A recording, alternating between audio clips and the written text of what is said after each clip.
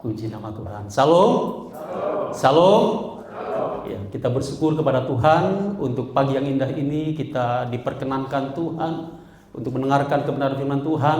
Kita sudah menyembah Tuhan, meninggikan nama Tuhan melalui pujian kita, tepuk tangan kita, ekspresi pujian kita, semuanya kiranya menjadi persembahan yang menyukakan hati Tuhan. Haleluya. Baik, saya akan memperkenalkan diri. Tahun yang lalu saya pernah juga pelayanan tempat ini, tetapi tahun yang lalu sebetulnya bukan ada jadwal saya hadir, tapi tiba-tiba hamba Tuhan yang dapat jadwal tidak hadir. Jadi pada waktu itu saya menggantikan.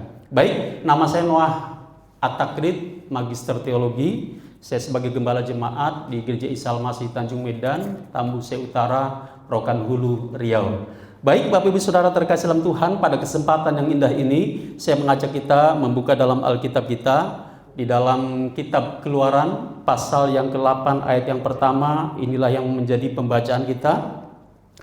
Jika telah menemukan, mari kita membaca bersama-sama ayat yang pertama pasal yang ke-8.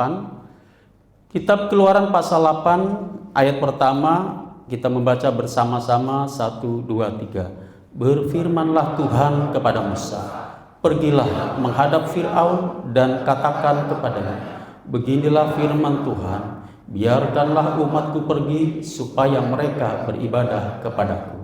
Amin. Berbahagialah setiap kita merenungkan kebenaran firman Tuhan, terlebih kita yang melakukan kebenaran firman Tuhan itu dengan motivasi dan integritas yang benar di hadapan Tuhan. Bapak dan Ibu Saudara terkasih dalam Tuhan, kita sudah berada di akhir bulan Agustus dan tentunya Indonesia sedang memperingati atau merayakan HUT RI yang ke-80. Tetapi bagi saudara terkasih dalam Tuhan, di samping kita sebagai warga negara Indonesia yang memperingati kemerdekaan, tetapi selain itu juga kita adalah warga kerajaan sorga. Katakan amin. Jadi bila mana kita pada saat ini mungkin belum mengalami kemerdekaan yang sesungguhnya. Merdeka itu berarti bebas daripada penjajahan. Tetapi permasalahannya, sudahkah kita mengalami semua itu? Tetapi satu hal yang saya mau sampaikan, bahwa kita sebagai warga kerajaan surga, sebagai warga kerajaan Allah, kita telah dimerdekakan oleh Kristus. Katakan amin. Dan itu adalah suatu kebahagiaan, dan itu adalah harta terbesar dalam kehidupan kita. Untuk itu Bapak Ibu Saudara terkasih dalam Tuhan, pada kesempatan yang indah ini kita belajar kebenaran firman Tuhan. Kita melihat di mana umat Israel adalah umat pilihan Tuhan, umat yang disayangi oleh Tuhan. Umat Israel ketika berada di perbudakan di Mesir, kurang lebih 400 tahun mereka diperbudak di tanah Mesir. Mereka dianiaya, mereka ditindas, mereka mengerang, mereka merintih. Tetapi ketika mereka berseru kepada Tuhan, Tuhan mendengar mereka, bahkan Tuhan membebaskan mereka dari perbudakan yang ada di Mesir.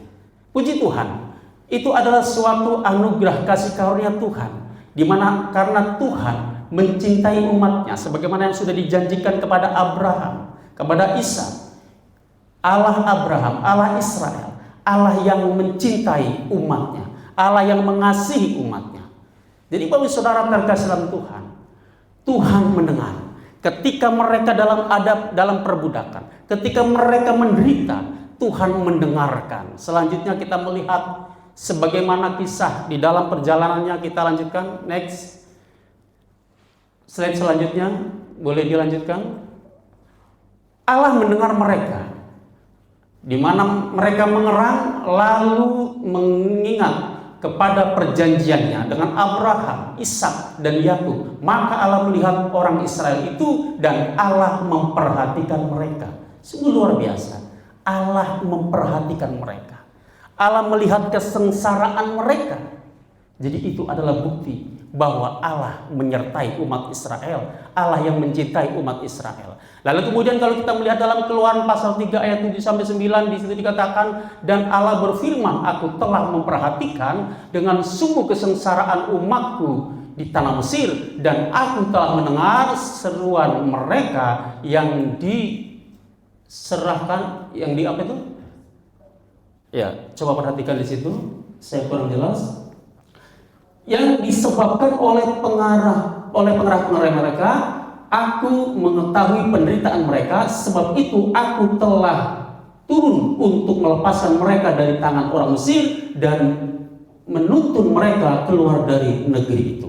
Bapak Ibu Saudara terkasih dalam Tuhan, tangan Tuhan yang perkasa menuntun, membawa mereka, membebaskan mereka dari perbudakan di Mesir. Next, Allah mengutus Musa. Jadi Bapak Ibu Saudara terkasih dalam Tuhan, oleh karena cintanya kepada umat Israel, Allah mengutus Musa menuntun umat Israel, di mana mereka dituntun ke tanah yang penuh berlimpah susu dan madunya.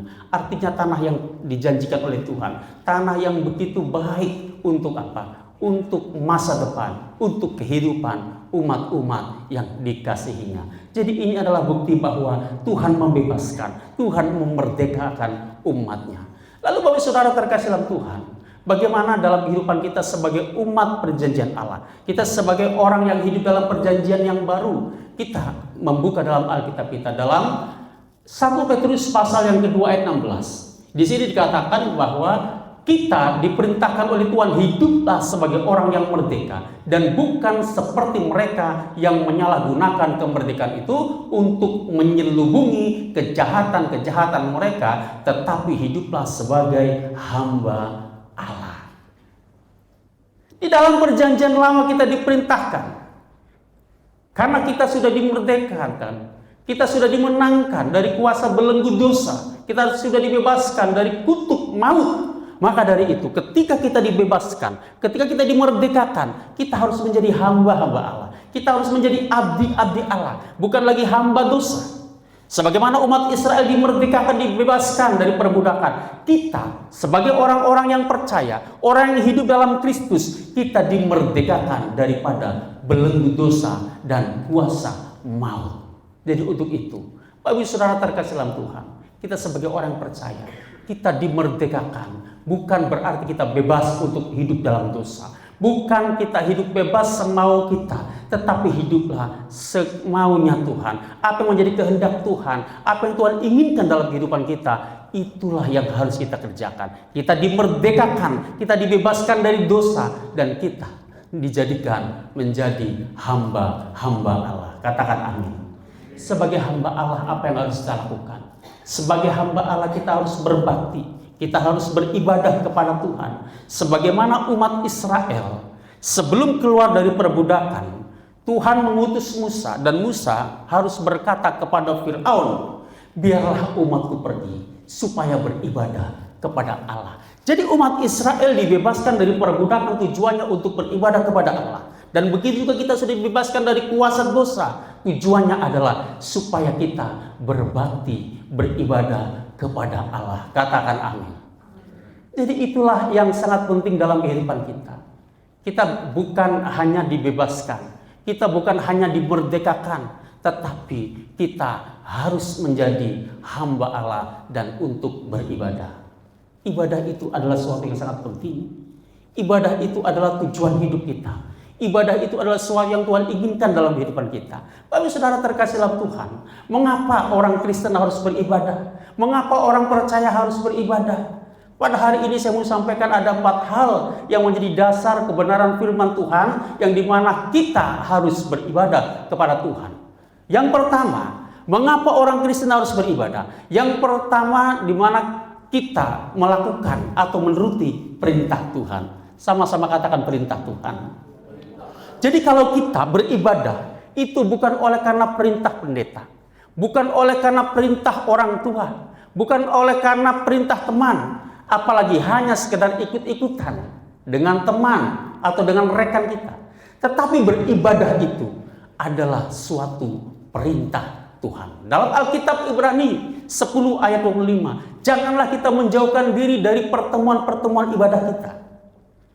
Ada begitu banyak ibadah yang diselenggarakan oleh gereja. Mungkin tadi dikatakan, WL berkata ada doa semalam-malaman. Luar biasa. Mengapa kita harus berdoa semalam-malaman? Karena kita ingin menanti janji daripada Tuhan. Karena ingin kita mengharapkan sesuatu yang lebih besar yang Tuhan ingin nyatakan dalam kehidupan kita. Itu adalah bagian ibadah. Mungkin ada ibadah tengah minggu, ada ibadah doa puasa, ada ibadah pemuda, ada ibadah sekolah minggu atau sekolah atau anak-anak. Dan begitu juga ibadah raya.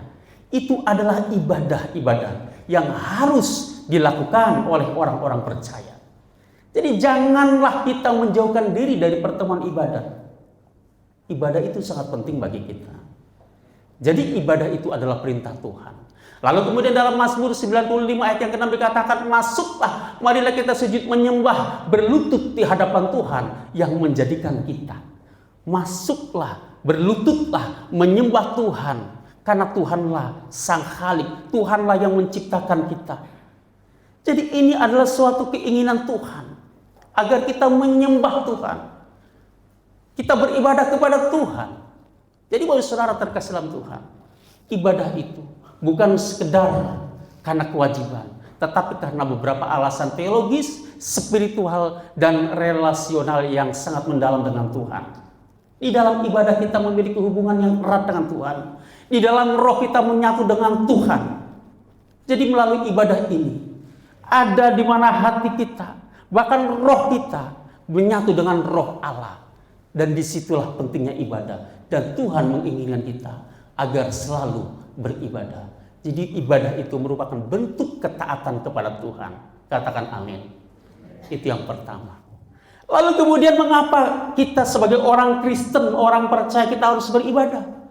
Bapak ibu saudara yang terkasih dalam Tuhan, mengapa kita harus beribadah? Yang kedua dikatakan di situ, mengapa kita harus beribadah? Ibadah itu adalah ungkapan syukur kepada Tuhan. Sama-sama katakan ungkapan syukur. Jadi kita bersyukur. Bersyukur untuk apa? Untuk keselamatan yang sudah Tuhan berikan. Bersyukur untuk apa? Bersyukur untuk Tuhan yang telah memerdekakan dari kuasa maut, dari belenggu dosa. Kita dibebaskan, kita dimerdekakan, dan kita memperoleh kehidupan yang kekal, dan dosa-dosa kita diampuni. Itulah dasar kita mengucap syukur kepada Tuhan. Di dalam Roma pasal 2 ayat yang pertama, karena itu saudara-saudara, demi kemurahan Allah, aku menasihatkan kamu supaya kamu mempersembahkan tubuhmu sebagai persembahan yang hidup, yang kudus, dan yang berkenan kepada Allah. Itulah ibadahmu yang sejati. Jadi ini adalah suatu sikap kita bersyukur kepada Allah. Segala sesuatu sudah Tuhan kerjakan, sudah Tuhan nyatakan dalam kehidupan kita. Lalu apa yang harus kita berikan kepada Tuhan?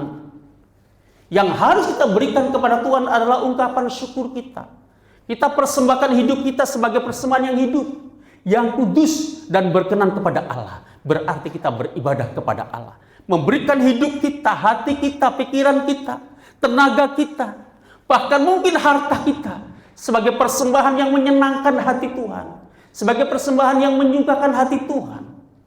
Jadi bapak saudara terkasih dalam Tuhan, bersyukur dengan Tuhan bukan hanya sekedar dengan kata-kata, tetapi dengan hidup kita.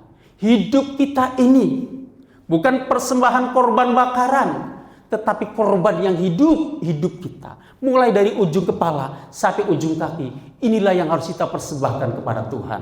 Katakan amin. Hidup kita saja dipersembahkan kepada Tuhan, berarti apa yang kita miliki, waktu kita, pemikiran kita, kemampuan kita, bahkan mungkin harta kita, kita persembahkan demi hormat kemuliaan nama Tuhan. Dan itu adalah ungkapan syukur kita kepada Tuhan. Katakan amin.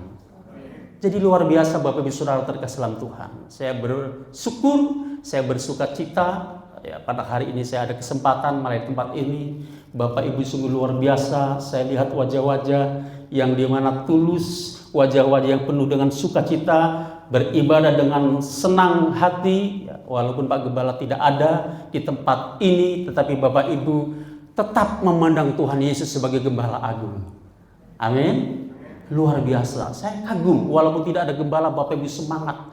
Itu adalah bukti bahwa Bapak Ibu benar-benar mempersembahkan hidupnya yang terbaik untuk Tuhan sebagai wujud ekspresi iman percaya kepada Yesus yang telah memerdekakan, yang telah membebaskan. Dan biarlah ibadah Bapak Ibu menjadi persembahan yang kudus dan berkenan kepada Allah. Katakan amin.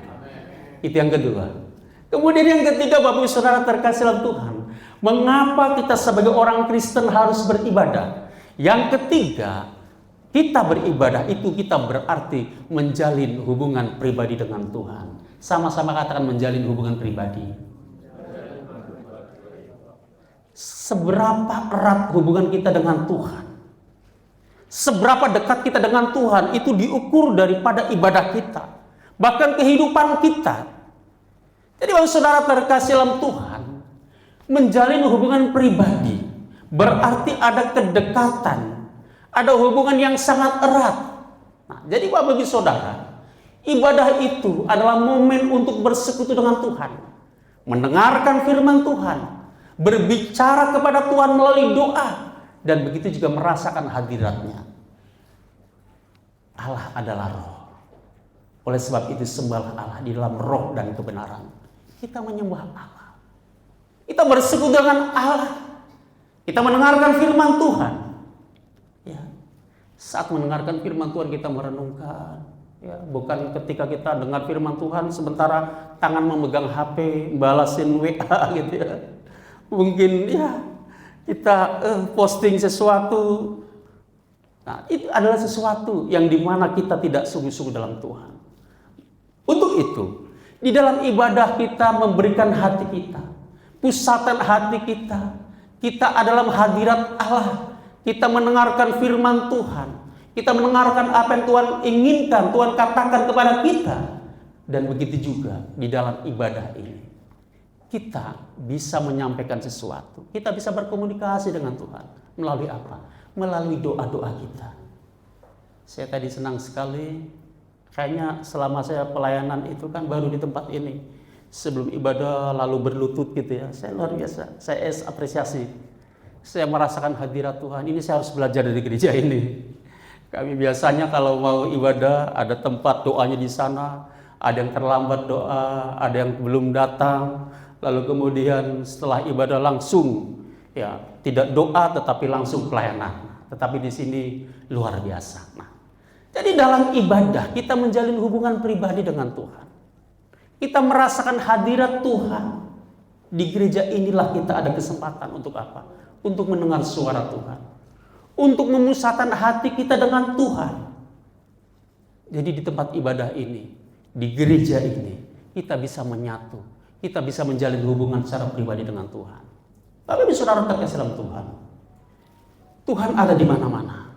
Kita di rumah kita bisa berjumpa dengan Tuhan. Ketika kita di perjalanan kita bisa berjumpa dengan Tuhan. Bahkan dimanapun, di setiap peristiwa yang kita alami, kita bisa berjumpa dengan Tuhan. Tetapi benarkah di tempat-tempat lain kita bisa berjumpa dengan Tuhan? Tuhan ada di mana-mana. Kapan Tuhan bisa ditemui kapan saja. Tapi satu hal, kalau kita melihat ayat ini, Yesaya 55 ayat yang ke-6 dikatakan, carilah Tuhan selama ia berkenan ditemui. Berserulah kepadanya selama ia dekat. Banyak orang, ngapain harus ke gereja? Kan di rumah juga ada Tuhan. Ngapain harus ke gereja? Kan di tempat hiburan pun ada Tuhan. Buktinya kita dijaga oleh Tuhan. Saya mau katakan, Tuhan ada di mana-mana. Tuhan maha hadir. Tuhan selalu hadir.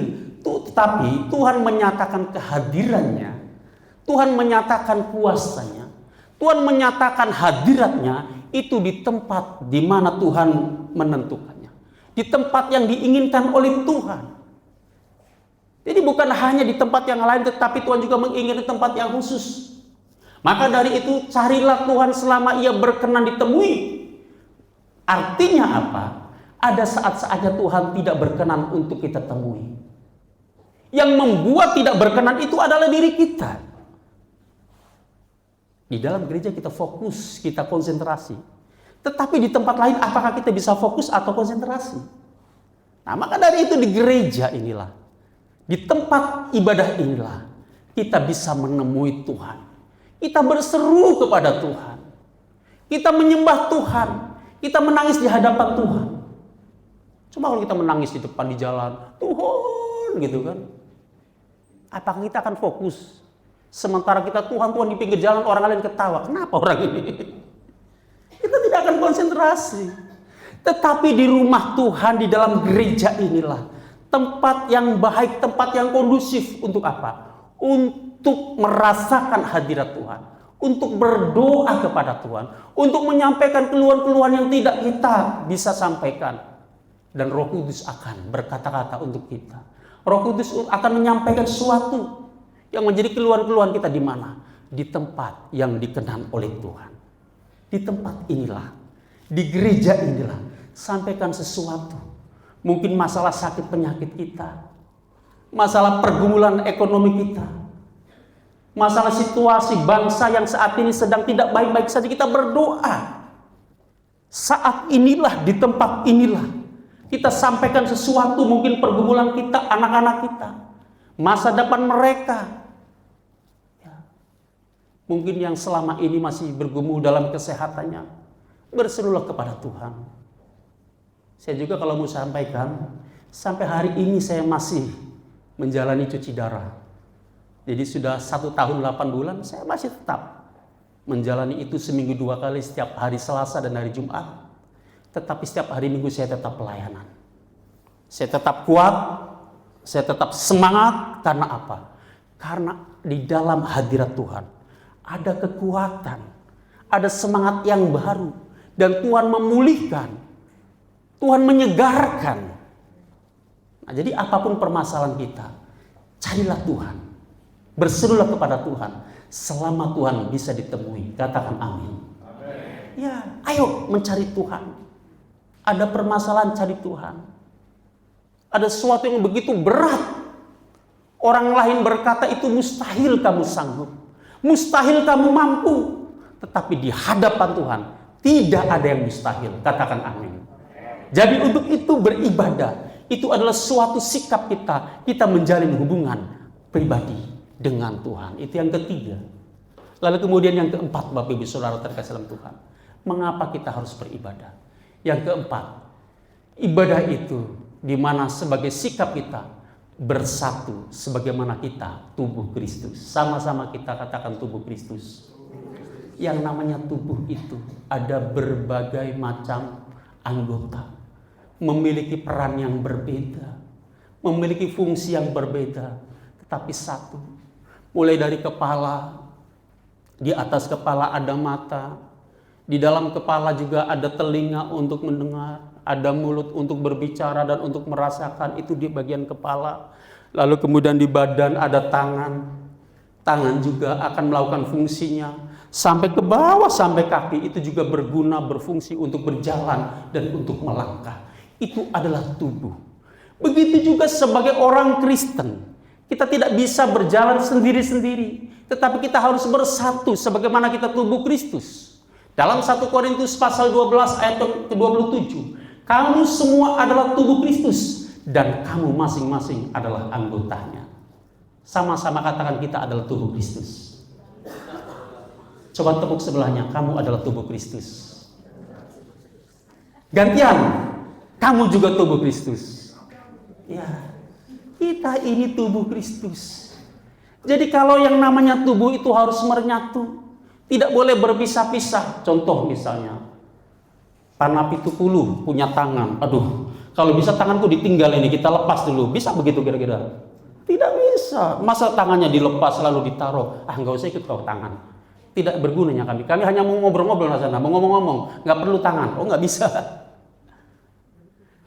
Semua anggota tubuh ini dibutuhkan. Kaki kita untuk melangkah, tangan kita untuk bekerja, untuk salaman, bahkan untuk melakukan pekerjaan yang lain, bahkan mulut untuk berbicara, bahkan semua yang ada dalam tubuh kita ini memiliki fungsi dan guna masing-masing.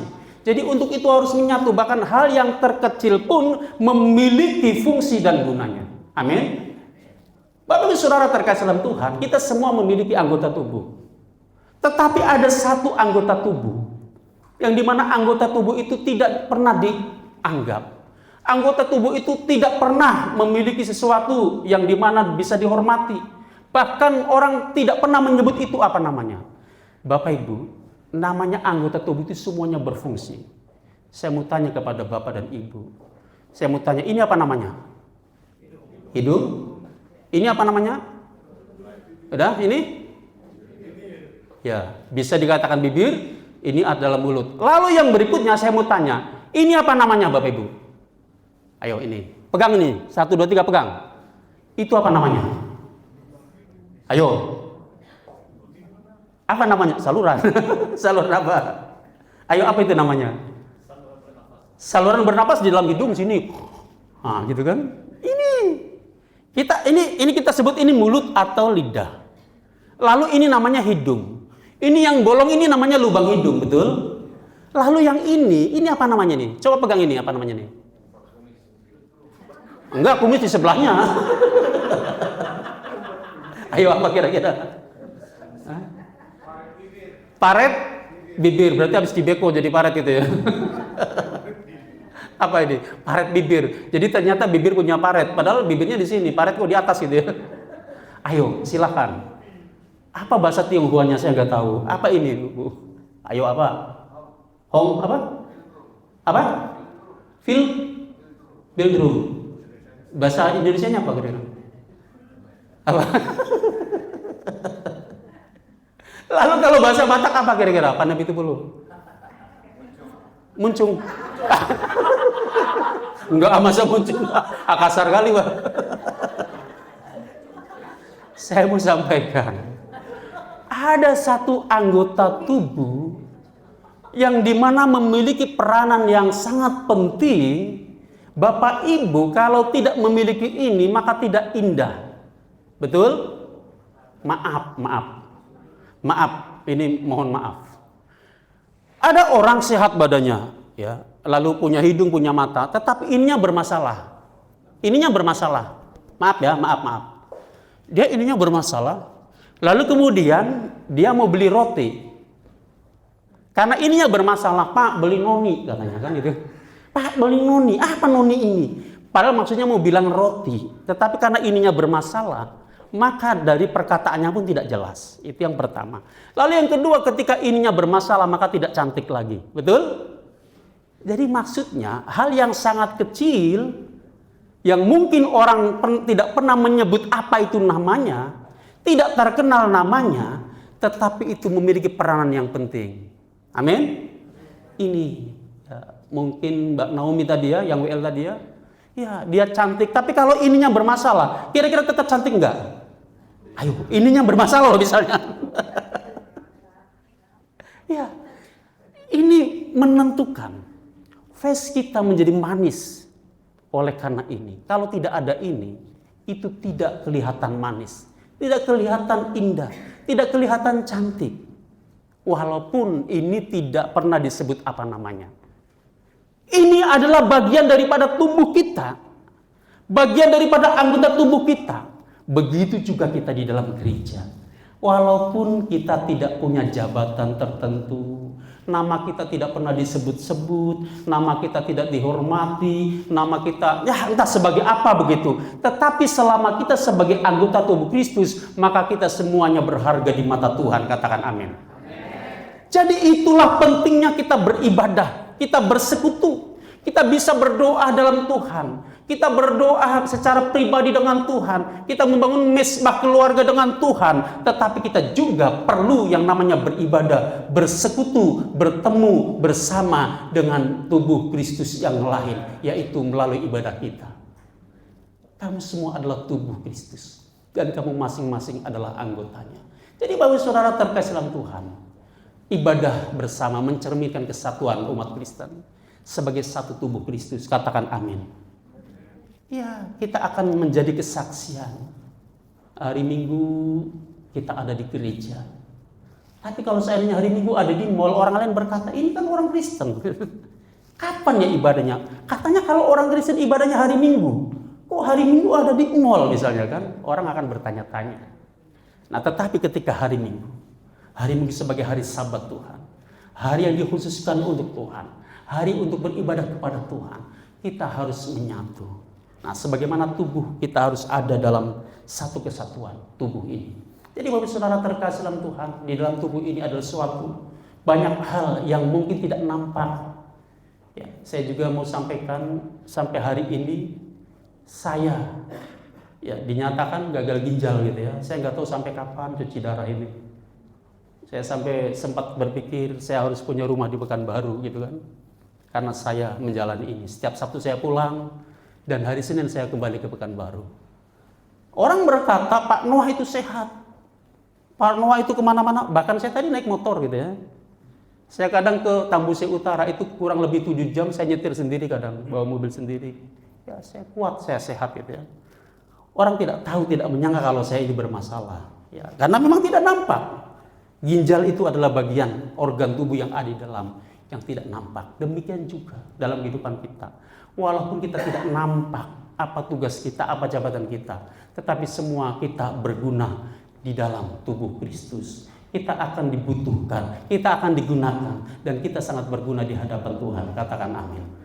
Bapak Ibu Saudara terkasih dalam Tuhan, 4 hal inilah yang menjadi alasan, yang menjadi dasar bagi kita untuk beribadah kepada Tuhan. Jadi ibadah itu sangat penting bagi kita. Next. Selanjutnya Bapak Ibu Saudara terkasih dalam Tuhan, ibadah itu penting. Ibadah itu bukan oleh karena kita takut kepada Tuhan. Jadi kita beribadah bukan karena kita takut nanti dihukum. Kalau nanti tidak beribadah kamu nanti masuk neraka. Bukan itu. Tetapi ibadah itu adalah merupakan kasih kita kepada Tuhan. Sebagai ekspresi iman kita kepada Tuhan. Dan kerinduan kita untuk Tuhan. Jadi ibadah itu bukan hanya sekedar rutinitas. Ibadah juga bukan untuk sesuatu yang dimana kita hanya sekedar melakukan kegiatan-kegiatan. Tetapi ibadah ini merupakan bagian inti, bagian penting bagi hidup kita di hadapan Tuhan. Tuhan telah memerdekakan kita, Tuhan telah membebaskan kita. Maka dari itu kita harus beribadah kepada Tuhan. Selanjutnya Bapak Ibu Saudara terkasih dalam Tuhan, ayat yang terakhir yang menjadi perenungan kita. Ya, ini bahasanya bahasa apa ini? Tulisannya harusnya ya mungkin pas pengetikannya. Baik.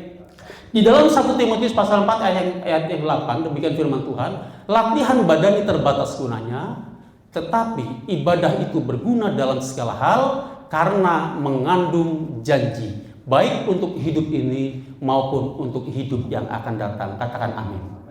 Ayo mari kita baca ayat ini bersama-sama supaya kita ingat, supaya kita terus melihat ayat ini. Begitu pentingnya ayat ini bagi kita. 1, 2, 3. Latihan badani terbatas gunanya, tetapi ibadah itu berguna dalam segala hal karena mengandung janji, baik untuk hidup ini maupun untuk hidup yang akan datang. Luar biasa.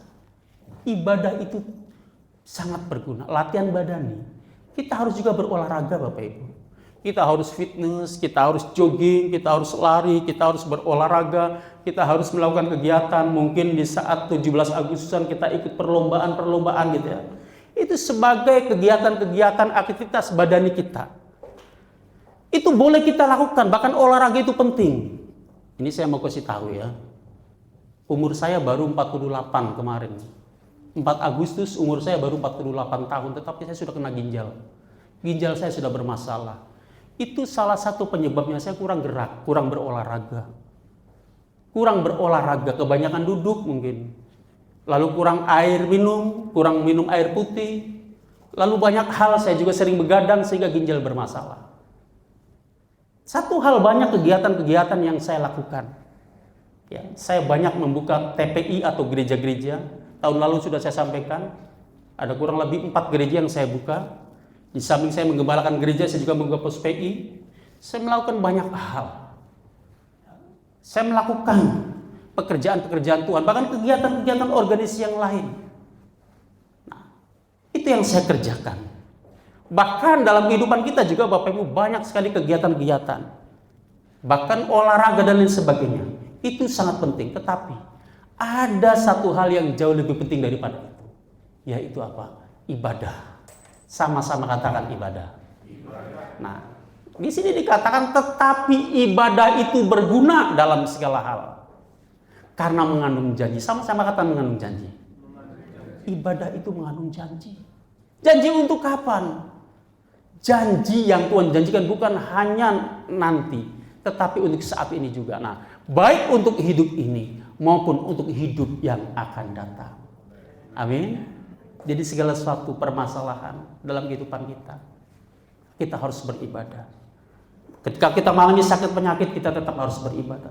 Kita mengalami berbagai permasalahan yang begitu berat, kita juga tetap beribadah. Apapun permasalahan, baik secara finansial, usaha, bisnis kita, pekerjaan kita, masa depan anak-anak kita harus tetap beribadah. Di dalam ibadah itu ada janji Tuhan. Janji Tuhan adalah janji di mana adalah iya dan amin. Dan Tuhan berjanji, Tuhan menyediakan masa depan yang penuh pengharapan bagi setiap kita, orang-orang yang percaya. Jadi untuk itu, Bapak Ibu Saudara terkasih dalam Tuhan, melalui kebenaran firman Tuhan ini, kita diingatkan, kita dikuatkan betapa pentingnya ibadah. Latihan badani terbatas gunanya, tetapi ibadah itu berguna dalam segala hal karena mengandung janji baik untuk hidup ini maupun untuk hidup yang akan datang. Amin. Tuhan Yesus memberkati. Haleluya. Saya undang pemain musik dan singkat.